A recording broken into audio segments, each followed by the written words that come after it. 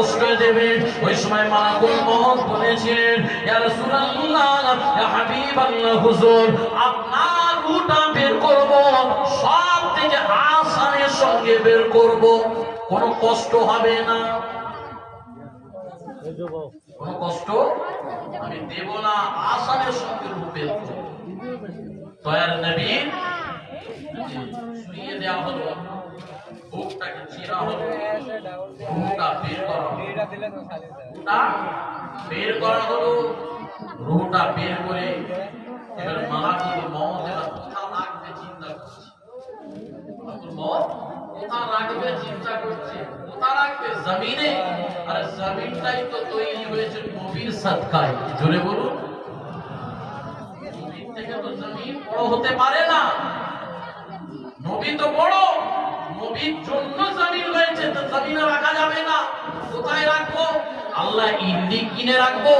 আল্লাহ বলছে ইল্লি কিন্তু নবীর সাদকায়। কোথায় রাখবো আল্লাহ? তোমার হাবিবের রূহটা কোথায় যাবে? আরশে আজিমে। আল্লাহ বলছে আরশে আজিমও তো তৈরি হয়েছে নবীর সাদকায়, এখানেও রাখবো না। আল্লাহ কোথায় রাখবো? তোমার হাবিবের রূহটা কোথায় রাখবো আপনি বলুন?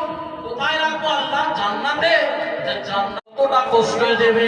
ওই সময় মালাকুল মউত বলেছিলেন, ইয়া রাসূলুল্লাহ, ইয়া হাবিবাল্লাহ, হুজুর আপনার রূহটা বের করব, সব থেকে আসানের সঙ্গে বের করব, কোনো কষ্ট হবে না,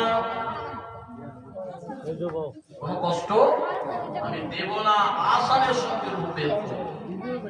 দয়ার নবী শুইয়ে দেওয়া হলো, বুকটাকে চিরা হলো, রূহটা বের করা হলো, রূহটা বের করা হলো।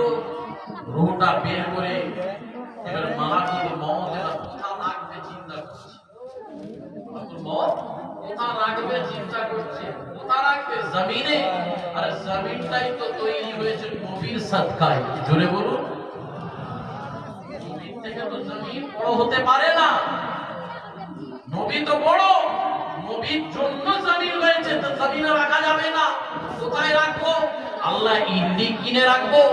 আল্লাহ বলছে ইল্লি কিন্তু নবীর সাদকায়।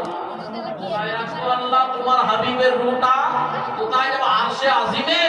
আল্লাহ বলছে আরশে আজিমও তো তৈরি হয়েছে নবীর সাদকায়, এখানেও রাখবো না। আল্লাহ কোথায় রাখবো? তোমার হাবিবের রূহটা কোথায় রাখবো আপনি বলুন? কোথায় রাখবো আল্লাহ? জান্নাতে।